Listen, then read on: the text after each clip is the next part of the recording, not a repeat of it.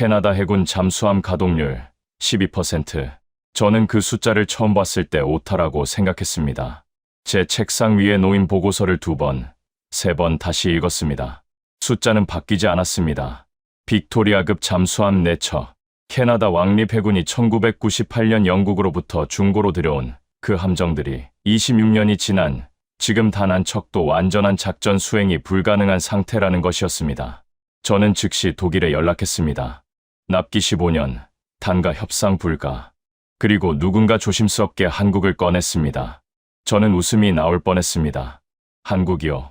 저는 27년간 방산 분석을 해온 사람입니다. 잠수함은 수십 년의 기술 축적 없이는 만들 수 없습니다. 그런데 지금 저는 이 자리에서 이렇게 말씀드립니다. 한국 잠수함 앞에서 제 27년이 무너졌습니다. 거제도 조선소 도크 앞에 처음 섰을 때 저는 말을 잃었습니다. 그것은 한 나라가 70년 동안 포기하지 않은 결과였습니다. 전쟁의 잿더미에서 시작해 지금 세계가 손을 내밀고 있는 나라. 저는 그 현장에서 제 편견이 얼마나 얕은 것이었는지를 처음으로 깨달았습니다. 처음부터 말씀드리겠습니다. 그 전에 잠깐 누르는데 1초도 걸리지 않는 좋아요와 구독 버튼을 눌러주시면 영상 제작에 아주 큰 힘이 됩니다. 그럼 오늘의 사연 시작합니다. 안녕하세요. 저는 브렉 맥코널입니다. 1969년 캐나다 온타리오 주 오타와에서 태어났습니다. 아버지는 캐나다 왕립해군 출신의 퇴역 군인이었고 어머니는 오타와 대학교에서 역사를 가르치는 교수였습니다. 어릴 때부터 아버지의 무릎 위에서 잠수함 이야기를 들으며 자랐습니다. 아버지가 냉전 시절 북대서양에서 소련 잠수함을 추적하던 이야기를 저는 밥 먹듯이 들었습니다. 그것이 제 인생의 방향을 결정했습니다. 사관학교를 졸업하고 캐나다 왕립해군 잠수함 전대에 배속된 것은 23세 일이었습니다. 차갑고 어두운 북대서양의 물밑에서 저는 잠수함이 무엇인지를 몸으로 배웠습니다. 함정 내 공기가 희박해지는 감각, 수압이 선체를 조이는 소리, 침묵 속에서 음파 탐지기 화면만 바라보던 긴 시간들. 그 경험들이 저를 만들었습니다. 15년간의 현역 복무 끝에 저는 소령으로 예편하고 국방부 민간자문역으로 전환했습니다.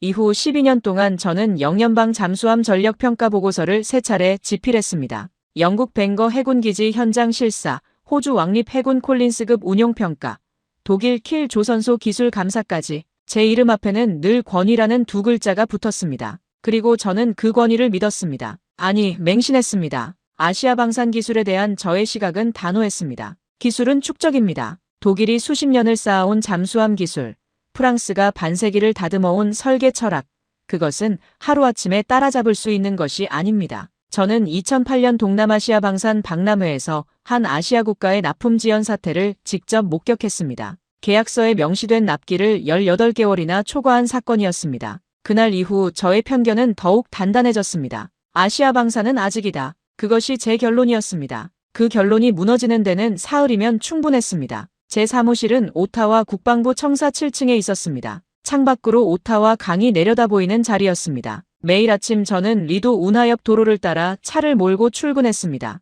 영하 20도 아래로 떨어지는 오타와의 겨울, 두꺼운 코트깃을 세우고 국방부 청사 정문을 들어서면 경비병이 경례를 올렸습니다. 저는 그 경례를 받으며 7층 사무실로 올라가 커피 한 잔을 내렸습니다. 그것이 2024년 11월 어느 평범한 아침의 루틴이었습니다. 책상 위에는 항상 서류가 쌓여 있었습니다. 예산 검토 요청서, 동맹국 전력 비교 분석 요청, 차세대 잠수함 획득 기초연구 지시문. 저는 그것들을 하나씩 처리하는 사람이었습니다. 감정 없이 데이터만으로. 그것이 브렉 맥코널의 방식이었습니다. 그날도 마찬가지였습니다. 그런데 그날 아침 책상 위에 놓인 한 장의 문서가 평범한 하루를 끝장냈습니다. 빅토리아급 잠수함 전력 현황 긴급 보고서. 저는 첫 페이지를 펼쳤습니다. 그리고 그 숫자를 봤습니다. 12%. 저는 서류를 내려놓고 창밖을 바라봤습니다. 오타와 강은 얼어 있었습니다. 마치 제 머릿속처럼. 동료 분석관 필립 가넌이 구내식당에서 저에게 처음 한국 이야기를 꺼낸 것은 바로 그 무렵이었습니다.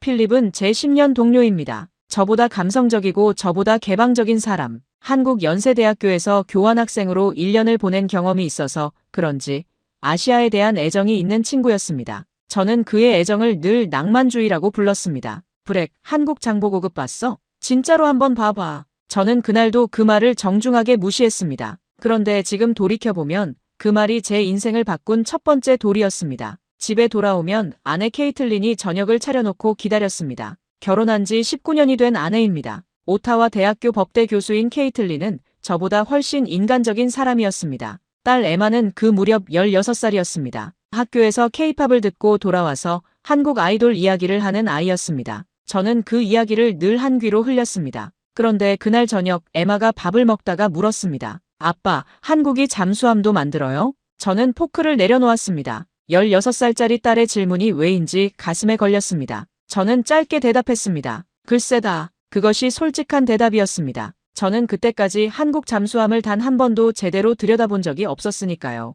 그날 밤 저는 처음으로 한국 방산 자료를 검색했습니다. 잠들지 못하고 노트북 화면을 바라보며 이것저것 읽었습니다. 장보고 급, 손원 1급, 그리고 장보고 3급, 숫자들이 눈에 들어오기 시작했습니다. 하지만 저는 그 숫자들을 믿지 않았습니다. 아직은. 제가 처음으로 진짜 흔들린 것은 이틀 뒤 국방부 긴급위원회 소집 통보를 받으면서였습니다. 캐나다 왕립 해군의 잠수함 위기는 사실 어제 오늘의 이야기가 아니었습니다. 빅토리아급 4척은 원래 영국이 처치오브반 처분하려던 함정들이었습니다. 1998년 캐나다가 이 함정들을 사들릴 때 언론은 환호했습니다. 4척 전체 패키지 가격이 단돈 7억 5천만 캐나다 달러. 당시 신형 잠수함 한 척 가격의 절반도 되지 않는 금액이었습니다. 정치인들은 그것을 세기의 협상이라고 불렀습니다. 전문가들은 달랐습니다. 당시에도 일부 해군 전문가들은 경고했습니다. 중고 함정의 구조적 문제, 부품 수급의 어려움, 영국 해군 규격과 캐나다 해군 운용 환경의 불일치. 하지만 그 경고는 예산 절감의 논리에 묻혔습니다. 그리고 26년이 지난 2024년 그 청구서가 날아왔습니다. 빅토리아급 1번함 HMCS 빅토리아. 정비 중 주요 추진 개통 결함 발견. 복귀 일정 미정. 빅토리아급 2번함 HMCS 윈저. 소나 시스템 교체 필요. 부품 수급 지연으로 계류 중. 빅토리아급 3번함 HMCS 코너브룩. 자망훈련 중 발생한 선체 이상 징후로 도크 입거. 빅토리아급 4번함 HMCS 치커팀이 유일하게 가동 가능한 상태이나 엔진 출력이 설계 사양의 70% 수준. 4척 전체 가동률 12%. 제가 그 수치를 처음 봤을 때 느꼈던 감각을 지금도 기억합니다. 등줄기를 타고 내려오는 차가운 무언가. 그것은 단순한 정비 문제가 아니었습니다. 그것은 캐나다 해군이 잠수함이 없는 나라가 될 수 있다는 신호였습니다. 저는 즉시 행동했습니다. 독일 티센크루프 마린 시스템즈에 문의를 넣었습니다. 독일의 212급 잠수함은 세계 최고 수준의 비핵 잠수함입니다. 수소 연료전지 기반의 공기 불필요 추진 시스템, 세계 최저 수준의 소음, 검증된 신뢰성. 저는 독일이 답이라고 믿었습니다. 하지만 돌아온 답변은 냉담했습니다. 현재 수주 잔고가 가득 찼습니다. 신규 계약은 빨라도 2026년 이후 협의 가능하며 납기는 계약 후 최소 12년에서 15년이 소요됩니다. 프랑스 나발그룹에도 연락했습니다. 스코르펜급은 인도, 말레이시아, 칠레 등 여러 나라에 수출된 실적이 있는 함정입니다. 하지만 프랑스의 답도 비슷했습니다. 오스트레일리아의 핵잠수함 협력 프로그램 관련 업무가 워낙 방대해서 당분간 신규 비핵 잠수함 수주는 어렵다는 답변이었습니다. 저는 서류를 내려놓고 이 말을 짚었습니다. 이것은 단순한 예산 문제가 아니었습니다. 서방 동맹국 어느 나라도 지금 당장 캐나다의 잠수함 공백을 채워줄 수 없었습니다. 그때 회의실 한쪽에서 조용한 목소리가 들렸습니다. 한국은요? 저는 고개를 들었습니다. 발언자는 필립 가넌이었습니다. 구내식당에서 저에게 한국 이야기를 꺼냈던 그 친구였습니다. 회의실 안 12명의 시선이 필립에게 쏠렸습니다. 그리고 그중 절반은 저처럼 당혹스러운 표정이었습니다. 저는 즉각 반응했습니다. 필립, 한국은 검토 대상이 아니야. 제 목소리는 단호했습니다. 27년의 권위가 담긴 목소리였습니다. 회의실이 잠시 침묵했습니다. 그런데 바로 그 순간 제 상관인 로버트 챔버스 부장이 저를 바라봤습니다. 맥코널, 감정은 나중에, 지금은 사실만. 그 말이 제 가슴에 박혔습니다. 감정은 나중에, 지금은 사실만. 그것은 제가 늘 다른 사람들에게 하던 말이었습니다. 그런데 오늘 그 말이 저에게 돌아왔습니다. 회의 직후 저에게 한국 현지 실사 출장 명령이 떨어졌습니다. 인천 출발, 일주일 일정, 동행자 필립 가넌. 저는 명령서를 손에 쥐고 잠시 그것을 바라봤습니다. 일주일 동안 한국을 보고 아무것도 없다는 것을 확인하고 돌아와서 독일이나 다른 대안을 찾으면 된다. 그것이 제 계획이었습니다. 출발 전날 밤 저는 딸 에마에게 말했습니다. 아빠 한국 간다. 에마의 눈이 커졌습니다. 그리고 환하게 웃었습니다. 진짜요? 아빠, 거기 꼭 삼겹살 먹어봐요. 진짜 맛있대요. 저는 그 웃음을 보며 피식 웃었습니다. 삼겹살. 그 무렵 저는 한국에 가서 삼겹살을 먹게 될 거라는 사실보다 한국 잠수함에 대한 어떤 가능성도 상상하지 못하고 있었습니다. 인천행 비행기에 오르며 저는 속으로 중얼거렸습니다. 일주일만 버티면 된다. 인천국제공항에 내린 것은 2024년 11월 중순 오전 10시였습니다. 비행기에서 내리는 순간부터 이상했습니다. 공항이 이렇게 클 수가 없었습니다. 출발 터미널에서 입국장까지 이어지는 동선이 마치 계산된 것처럼 정확했고 안내 표지판은 한국어와 영어와 일본어와 중국어가 동시에 표시되어 있었습니다. 입국 심사대를 통과하는 데 걸린 시간은 7분이었습니다.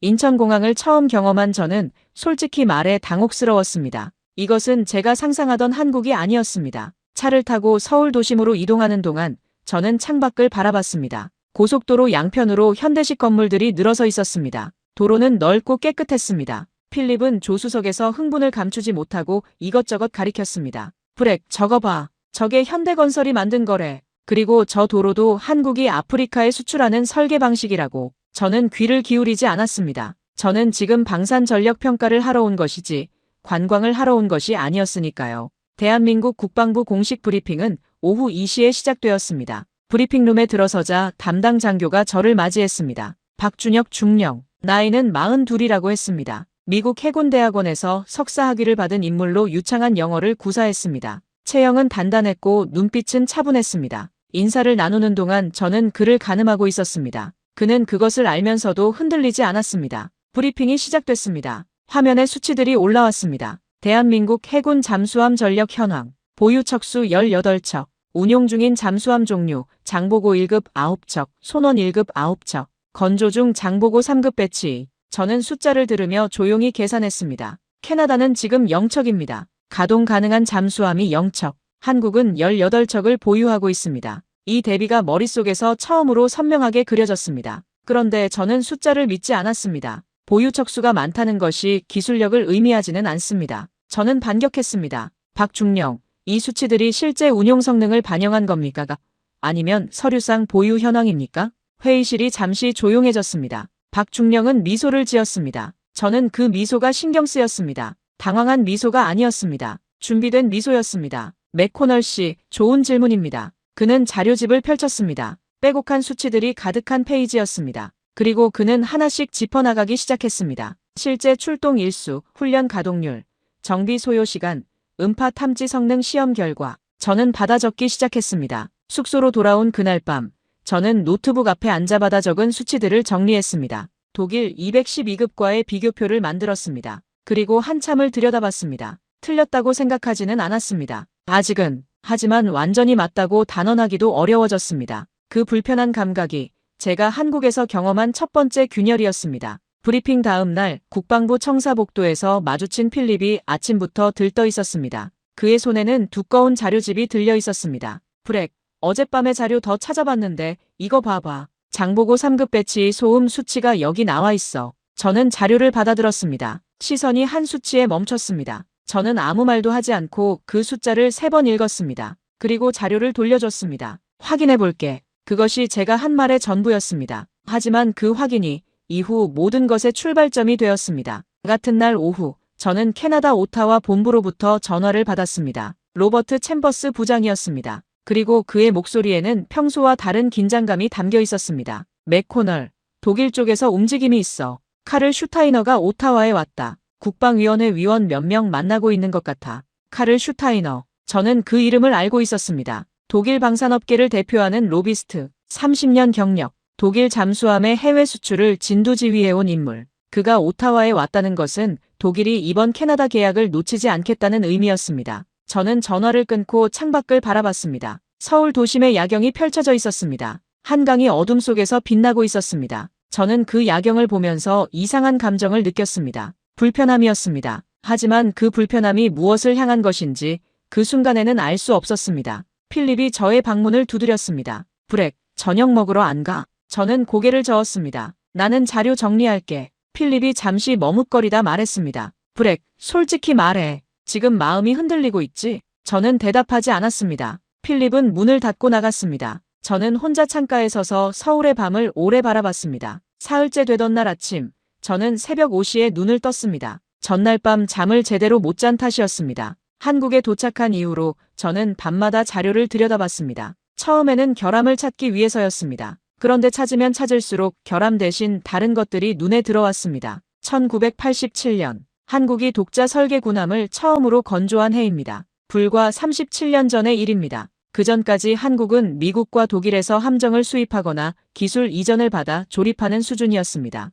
그 나라가 지금 18척의 잠수함을 운용하고 있습니다. 37년 독일이 현대 잠수함 기술을 완성하는 데 걸린 시간이 80년이라는 것을 생각하면 이것은 단순한 성장이 아니었습니다. 저는 노트북을 열고 1950년 한국전쟁 당시 사진들을 검색했습니다. 폐허가 된 부산항, 무너진 교량, 피란민들로 가득한 도로, 그리고 창을 바꿔 2024년 HD 현대중공업 거제 조선소 사진을 열었습니다. 도크에서 건조 중인 거대한 잠수함, 그 옆에서 용접 마스크를 쓰고 일하는 수십 명의 기술자들. 저는 두 사진을 번갈아 보며 오랫동안 앉아 있었습니다. 이것이 같은 나라입니까? 그 질문이 머릿속에서 맴돌기 시작했습니다. 그리고 그 질문은 그 이후 며칠 동안 저를 놓아주지 않았습니다. 나흘째 되던 날, 박중령이 일정 하나를 추가로 제안했습니다. 맥코널 씨, 내일 거제도 조선소 방문이 가능합니다. 직접 보시겠습니까? 저는 잠시 생각했습니다. 원래 계획에는 없던 일정이었습니다.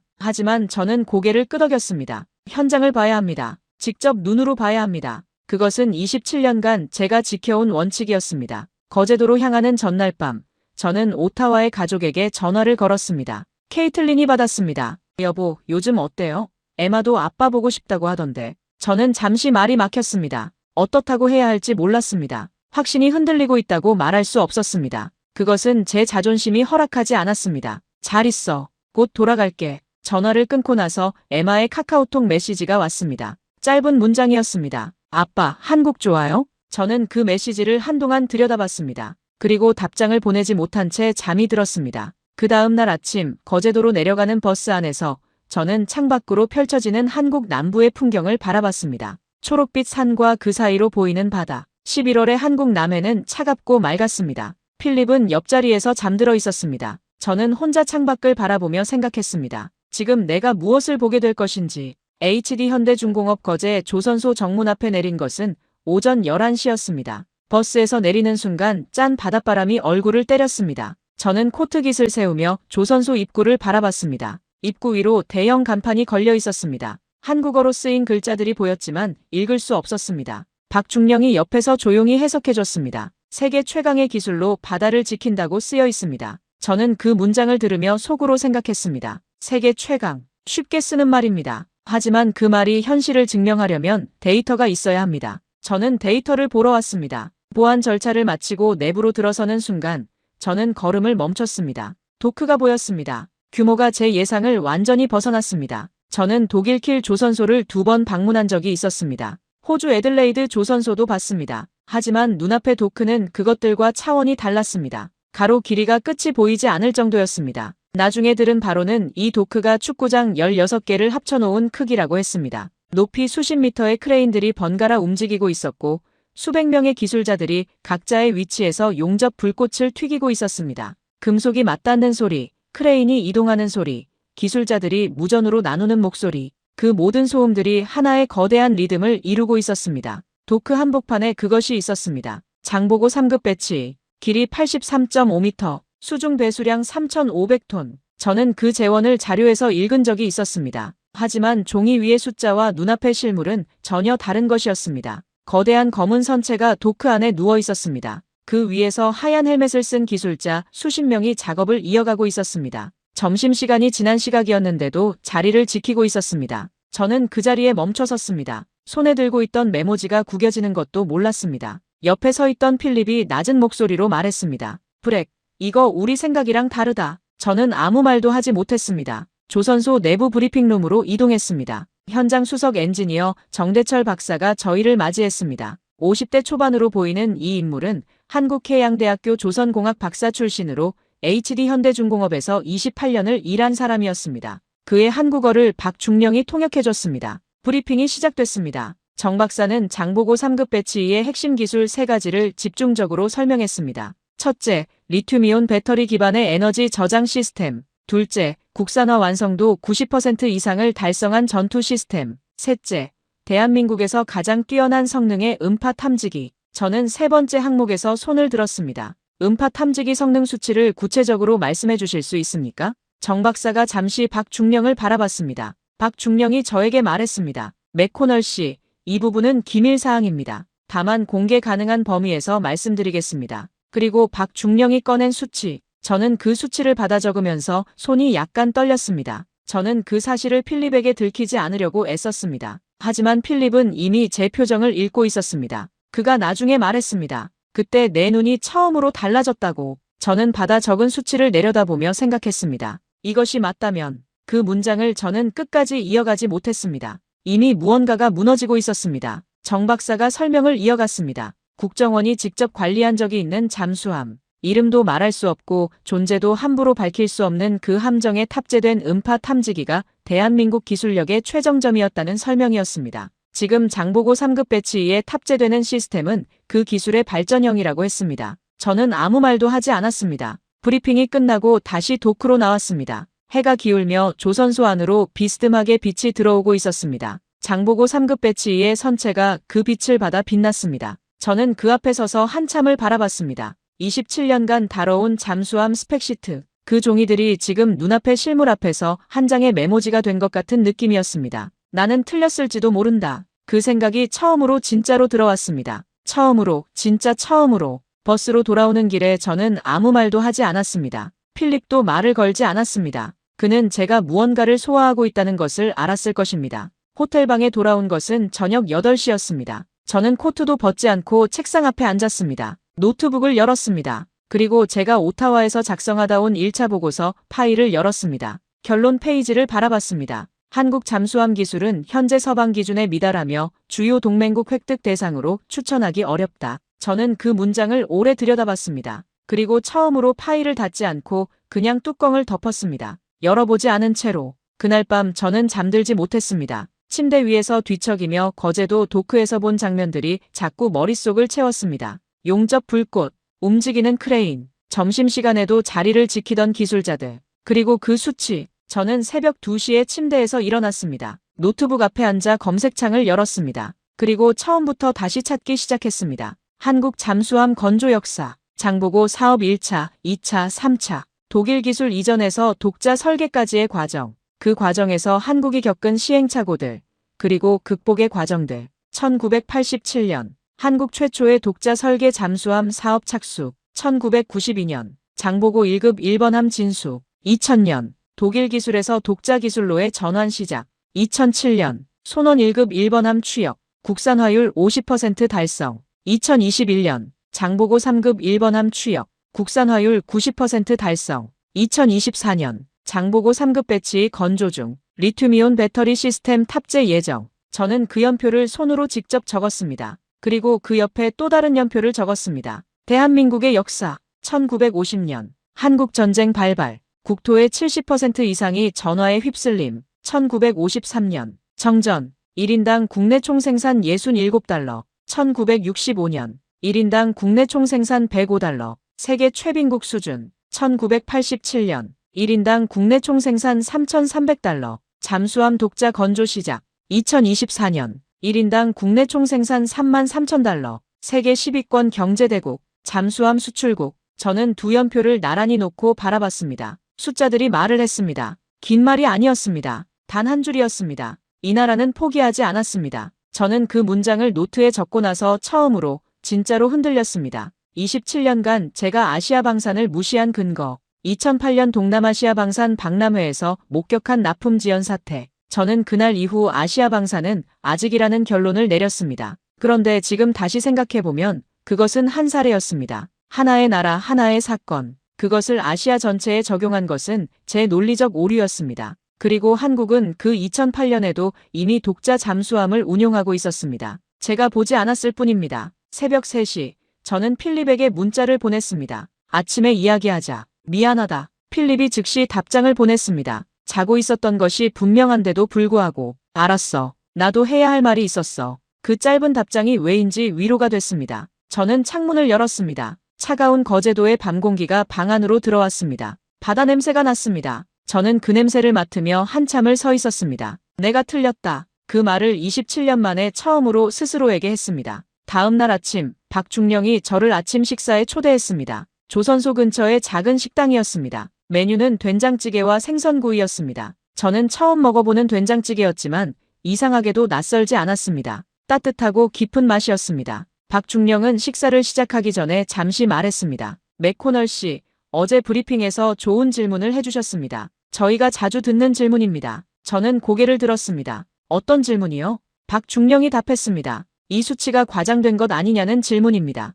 저는 잠시 말이 없었습니다. 박중령이 계속했습니다. 처음 오시는 분들은 대부분 그렇게 생각하십니다. 당연한 반응이라고 생각합니다. 우리도 10년 전에는 그런 의심을 받는 것이 억울하다고 생각했습니다. 그런데 지금은 그렇게 생각하지 않습니다. 저는 물었습니다. 왜요? 박중령이 식사를 내려놓았습니다. 그리고 이야기를 시작했습니다. 제 아버지가 부산 피란민 출신입니다. 전쟁 때 아무것도 없이 부산으로 내려오셨습니다. 그 이후 부산 부두에서 평생 일하셨습니다. 저를 대학에 보내기 위해서요. 저는 아버지 덕분에 해군사관학교에 들어갔고 미국 해군대학원에서 석사를 마쳤습니다. 제가 처음 미국에 갔을 때 교수 한 분이 저에게 물었습니다. 너희 나라 잠수함 만들 수 있겠어? 그때 저는 아무 말도 못했습니다. 증거가 없었으니까요. 박중령은 잠시 멈췄다가 다시 말을 이었습니다. 그런데 지금은 증거가 있습니다. 맥코널 씨가 어제 도크에서 직접 보셨습니다. 그 증거가 전부입니다. 저는 된장찌개를 한 숟가락 뜨며 그 말을 새겼습니다. 아무것도 없는 상태에서 박중령의 아버지가 부산 부두에서 일하던 그 시절, 그리고 지금 거제도 도크에서 잠수함을 만들고 있는 이 나라. 필립이 그 이야기를 듣다가 눈을 찡그렸습니다. 나중에 그가 저에게 말했습니다. 울음이 나오려는 것을 참느라 눈을 찡그렸다고. 식사를 마치고 나오면서 박중령이 제게 조심스럽게 물었습니다. 맥코널 씨, 한 가지 더 보여드리고 싶은 것이 있습니다. 공개 가능한 범위에서요. 저는 고개를 끄덕였습니다. 그는 서류 한 장을 꺼냈습니다. 인쇄된 문서였습니다. 실전 환경에서 진행한 음파 탐지 성능 비교 시험 결과 요약. 단 2페이지였습니다. 하지만 그 2페이지가 담고 있는 내용이 저의 27년이 만들어온 결론을 다시 쓰게 했습니다. 저는 그 문서를 받아들고 오래 바라봤습니다. 그리고 조용히 접어 가슴 주머니에 넣었습니다. 고맙습니다, 박중령. 그것은 단순한 인사가 아니었습니다. 저는 그것을 말하면서 27년 만에 처음으로 제 편견에게 작별을 고하고 있었습니다.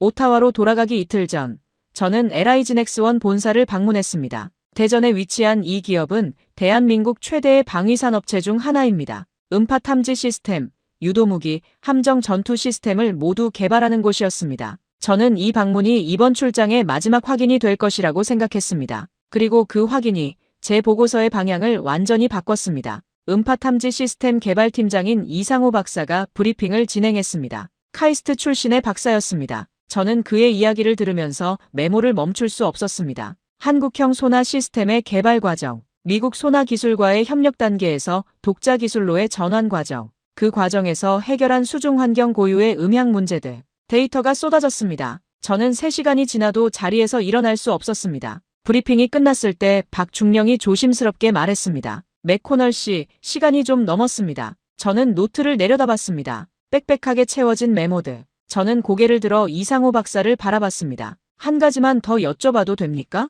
이상호 박사가 웃으며 대답했습니다. 물론입니다. 그 한 가지는 1시간이 더 걸렸습니다. 돌아오는 버스 안에서 필립이 말했습니다. 브렉, 보고서 어떻게 쓸 거야? 저는 창밖을 보며 대답했습니다. 봤던 대로 쓸 거야. 필립이 잠시 침묵했다가 말했습니다. 오타와에서 난리 날 것 같은데. 저는 그 말에 대답하지 않았습니다. 오타와, 27년의 커리어, 챔버스 부장, 슈타이너의 로비. 저는 그것들을 머릿속에 하나씩 떠올렸습니다. 그리고 다시 창밖을 바라봤습니다. 보이는 것을 쓰는 것. 그것이 제 일이었습니다. 그것이 브렉 맥코널이 27년을 살아온 방식이었습니다. 그 원칙만큼은 바꿀 수 없었습니다. 서울로 돌아온 날 저녁 오타와 본부에서 전화가 왔습니다. 챔버스 부장이었습니다. 그의 목소리는 평소보다 낮았습니다. 맥코널, 슈타이너가 국방위원회 위원 3명을 독일 시찰에 데려갔어. 내일 의회 언론 브리핑이 잡혔는데 거기서 한국 카드가 나오면 독일 쪽이 강하게 반발할 것 같아. 보고서 결론,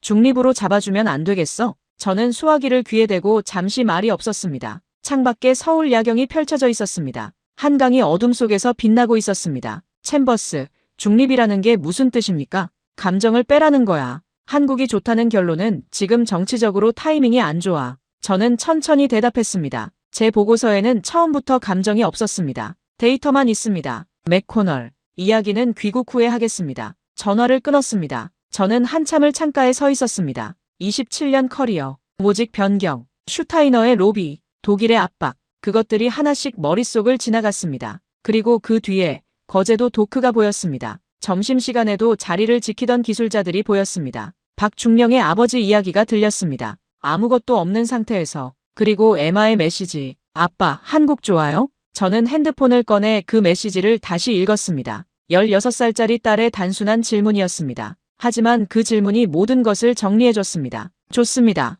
한국은 좋습니다. 그리고 한국 잠수함은 세계가 주목해야 할 수준입니다. 그것이 제가 본 사실이었습니다. 저는 노트북을 열었습니다. 그리고 보고서를 처음부터 다시 쓰기 시작했습니다. 거제도에서 본 것, 대전에서 들은 것, 박중령이 보여준 그 문서, 이상호 박사의 브리핑, 숫자들이 하나씩 제자리를 찾아 들어갔습니다. 새벽 4시가 됐을 때 보고서가 완성됐습니다. 결론 페이지의 마지막 문장은 이랬습니다. 캐나다 해군의 차세대 잠수함 획득 사업에 있어 대한민국의 장보고 3급 배치인은 현재 시장에서 가용한 최적의 선택지 중 하나이며 본 분석과는 공식 협상 착수를 강력히 권고한다. 저는 그 문장을 저장하고 노트북을 닫았습니다. 창문 너머 서울의 하늘이 조금씩 밝아오고 있었습니다. 이것이 27년 만에 제가 가장 용기 있게 쓴 보고서였습니다. 귀국 전날 아침, 필립이 저의 방으로 왔습니다. 저는 완성된 보고서 초안을 그에게 보여줬습니다. 필립은 첫 페이지를 넘기기 시작했습니다. 저는 커피를 마시며 그가 읽는 것을 지켜봤습니다. 필립이 결론 페이지를 읽고 고개를 들었습니다. 그의 눈에 뭔가 빛나는 것이 있었습니다. 브렉, 이거 진짜야? 진짜야. 필립이 잠시 말이 없다가 물었습니다. 오타와에서 버틸 수 있겠어? 저는 커피잔을 내려놓았습니다. 버텨야지. 이게 사실이니까. 필립이 웃었습니다. 그 웃음이 진심이었습니다. 그날 오후 인천공항으로 향하는 버스에 타기 전에 박중령이 배웅을 나왔습니다. 공항 입구에서 우리는 악수를 했습니다. 박중령이 제 손을 잡고 말했습니다. 진실은 결국 이깁니다. 한국이 70년 동안 증명해왔습니다. 저는 그 말을 듣고 잠시 눈이 따가워졌습니다. 27년간 방산 분석을 하면서 눈이 따가워진 것은 처음이었습니다. 저는 재빨리 시선을 돌렸습니다. 감사합니다. 박중령. 비행기에 오르며 저는 가슴 주머니에 손을 댔습니다. 박중령이 건네준 그 문서가 거기 있었습니다. 2페이지짜리 실전 성능 비교 자료. 저는 그것이 거기 있다는 것만으로 안심이 됐습니다. 오타와로 돌아가는 비행기 안에서 저는 잠이 들었습니다.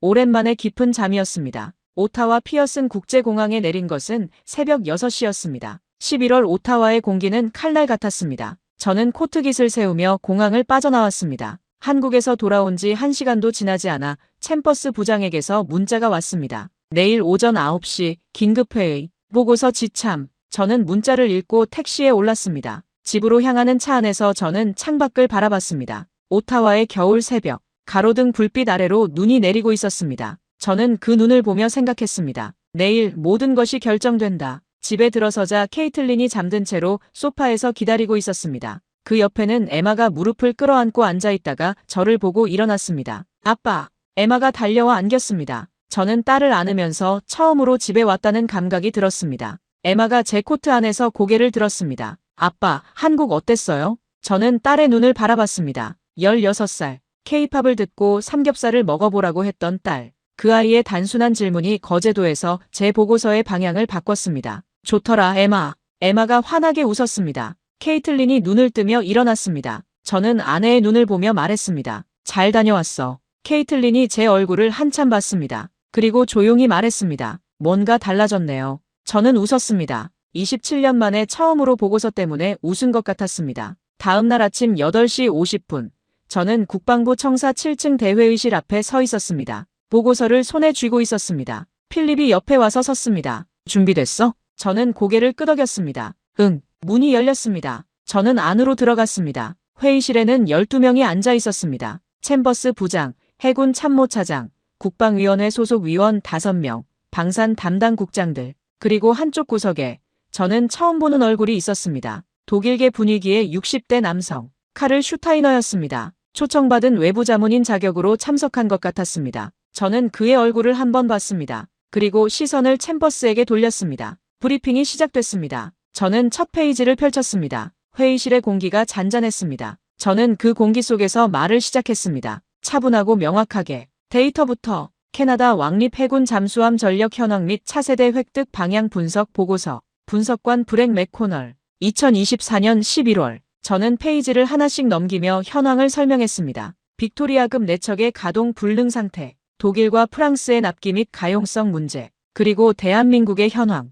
한국 해군 잠수함 전력 18척. 장보고 3급 배치 건조 현황. 음파 탐지 시스템 성능. 국산화율. 납기 협상 가능성. 가격 경쟁력. 숫자들이 회의실을 채웠습니다. 저는 중간중간 고개를 들어 참석자들을 바라봤습니다. 해군 참모차장이 앞으로 몸을 기울이며 자료를 들여다보고 있었습니다. 국방위원회 위원 한 명이 연필로 메모를 하고 있었습니다. 그리고 슈타이너는 팔짱을 끼고 무표정하게 앉아 있었습니다. 결론 페이지에 도달했습니다. 저는 잠시 멈췄습니다. 회의실이 조용해졌습니다. 챔버스가 저를 바라봤습니다. 저는 챔버스의 눈을 똑바로 봤습니다. 그리고 읽었습니다. 본 분석관은 대한민국 장보고 3급 배치위와의 공식 협상 착수를 강력히 권고한다. 회의실이 한층 더 조용해졌습니다. 국방위원회 위원 한 명이 목소리를 높였습니다. 독일 측과의 협력관계, 북대서양조약기구 동맹 문제, 검증되지 않은 기술, 그 반박들이 이어졌습니다. 저는 하나씩 대답했습니다. 독일 납기 12년대 한국 납기 협상 가능,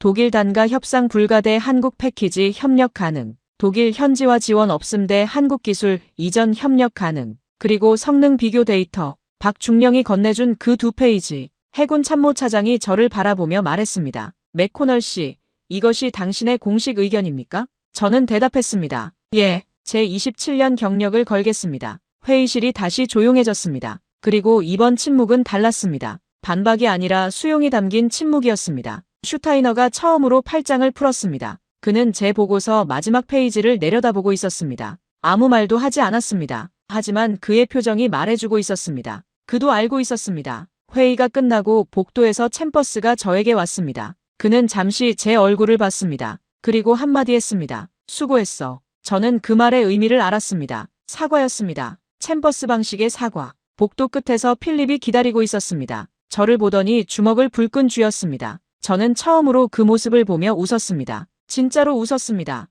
국방장관 보좌관으로부터 연락이 온 것은 그날 오후 3시였습니다. 내용은 짧았습니다. 한국 측과 공식 협상 채널을 여는 방향으로 검토한다. 저는 그 문자를 읽고 창밖을 바라봤습니다. 오타와의 하늘에 눈이 내리고 있었습니다. 저는 핸드폰을 들어 박중령에게 문자를 보냈습니다. 결과를 알려드립니다. 협상 채널 검토가 시작됐습니다. 박중령의 답장은 3글자였습니다. 감사합니다. 그 3글자가 담고 있는 것이 무엇인지 저는 알 것 같았습니다. 박중령의 아버지가 부산부두에서 일하던 시절부터 한국이 첫 잠수함을 만들기 위해 도면과 씨름하던 밤들부터 그 모든 시간이 그 3글자 안에 담겨 있었습니다. 저는 에마에게 전화를 걸었습니다. 에마, 아빠 한국 좋더라. 에마가 웃었습니다. 이후의 일은 생각보다 빠르게 진행됐습니다. 캐나다 주요 언론이 이 소식을 보도하기 시작한 것은 보고서 제출 이틀 뒤였습니다. 캐나다 국방부, 한국 잠수함 도입 공식 검토 착수. 그 헤드라인이 온라인에 올라왔을 때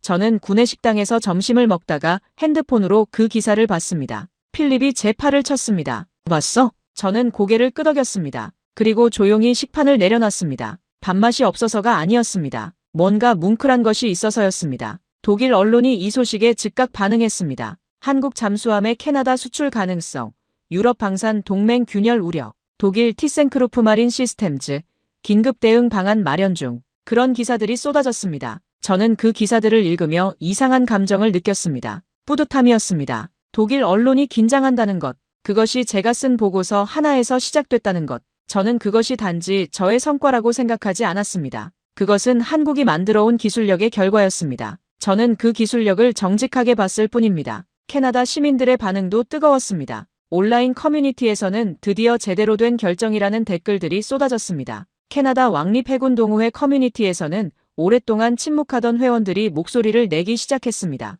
빅토리아급의 실패를 일찍부터 경고했던 그들이었습니다. HD 현대중공업과 LI지넥스원의 소식도 들려왔습니다. 두 회사 주가가 동반 상승했다는 뉴스였습니다. 그리고 제가 방문했던 거제도 조선소에서 일하는 기술자들이 이 소식을 듣고 기뻐했다는 이야기도 나중에 박중령을 통해 들었습니다. 저는 그 이야기를 들으며 점심시간에도 자리를 지키던 그 기술자들의 모습을 떠올렸습니다. 미국, 영국, 호주 국방 분석관들로부터도 연락이 오기 시작했습니다. 한국 잠수함 평가 자료를 공유해달라는 요청들이었습니다. 저는 그 요청들을 하나씩 처리하면서 이것이 캐나다만의 이야기가 아니라는 것을 느꼈습니다. 영연방 전체가 지금 한국을 보고 있었습니다. 그로부터 2달 후 캐나다와 한국 사이의 방산협력실무회의가 서울에서 공식적으로 개최됐습니다. 저는 캐나다 측 분석 자문으로 다시 서울을 찾았습니다. 이번에는 케이틀린과 에마도 함께였습니다. 인천공항에서 박중령이 마중을 나왔습니다. 에마는 박중령을 보자마자 서툰 한국어로 인사를 건넸습니다. 안녕하세요.